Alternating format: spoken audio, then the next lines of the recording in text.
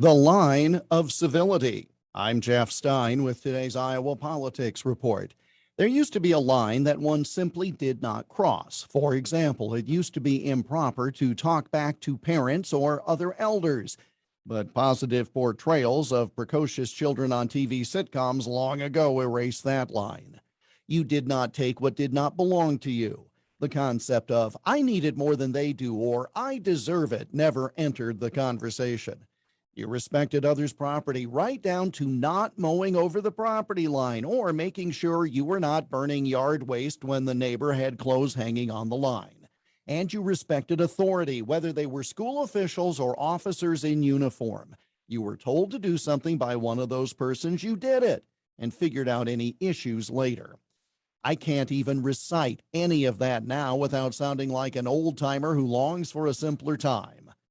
You also kept families out of disputes with public figures, but based on the lack of respect for authority, property, and decorum generally these last few years, it was hardly a surprise that groups of people gathered outside the private residences of Supreme Court justices over the weekend to show their displeasure for a possible repeal of Roe v. Wade, even including the home of Chief Justice John Roberts, and he voted to keep Roe. That's right, he was on their side, yet his family had to hunker down behind closed doors because of a mob outside their house. You want to protest outside a public building, outside a workplace, then fine. Any of the rest of this, well, not only does it not change the policy you say you want to affect, but it hurts your position even more in the eyes of the public. Firebombing a church on Sunday morning, as happened yesterday in Wisconsin, blocking entrance to New York City churches, as also happened yesterday.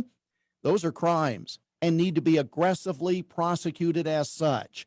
But it's hard to imagine there will be any repercussions given the sad state of affairs today.